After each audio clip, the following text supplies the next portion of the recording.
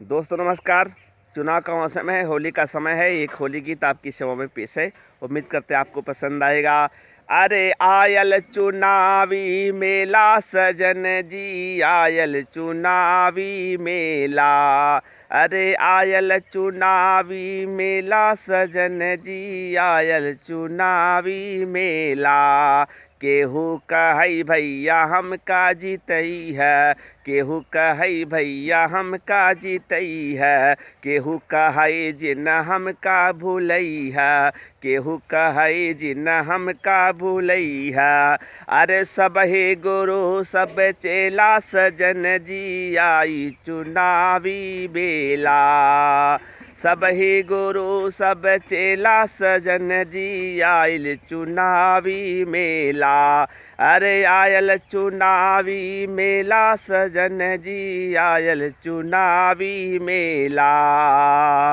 केहू कहई हम रोड बनवाई, केहू कहई हम रोड बनवाई, केहू कहई पेंशन लगवाई, केहू कहई पेंशन लगवाई।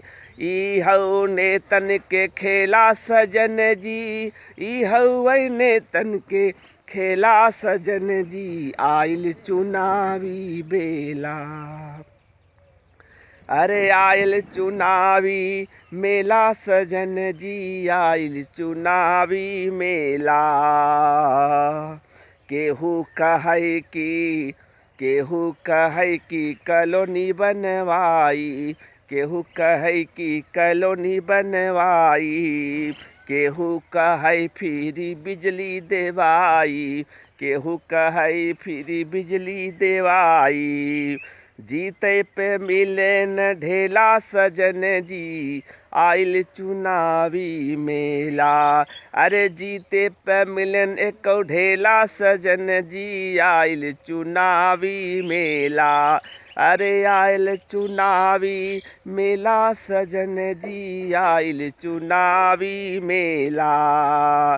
दिन भर नेतन के लागल बताता, दिन भर नेतन के लागल बताता, के का ओट देई न तनिको बुझाता, के का ओट देई न तनिको बुझाता। मौसम बहुत अलबेला सजन जी, मौसम बहुत अलबेला सजन जी, आयल चुनावी मेला। अरे आयल चुनावी मेला सजन जी, आयल चुनावी मेला। शिमला जौनपुरिया जी गितिया बनावे, शिमला जौनपुरिया जी गितिया बनावे। पंचदीप मौर्य यहीं गाय के सुनावे, पंचदीप मौर्य यहीं गाय के सुनावे। नेतागिरी के झमेला सजन जी, आयल चुनावी मेला। अरे आयल चुनावी मेला सजन जी, आयल चुनावी मेला। केहू कहई भैया हमका जीतई है, केहू कहई भैया हमका जीतई है, केहू कहई जिन हमका भूलई है, केहू कहई जिन हमका भूलई है। अरे सब हे गुरु सब चेला सजन जी, आयल चुनावी बेला। सब ही गुरु सब चेला सजन जी, आयल चुनावी मेला। अरे आयल चुनावी मेला सजन जी, आयल चुनावी मेला। केहू कहे कि हम रोड बनवाई, केहू कहे कि हम रोड बनवाई, केहू कहे कि हम पेंशन लगवाई, केहू कहे कि हमें पेंशन लगवाई। अरे ई हउए नेतन के खेला सजन जी, आयल चुनावी बेला। अरे ई हउए नेतन के खेला सजन जी, आयल चुनावी बेला। अरे आयल चुनावी मेला सजन जी, आयल चुनावी मेला।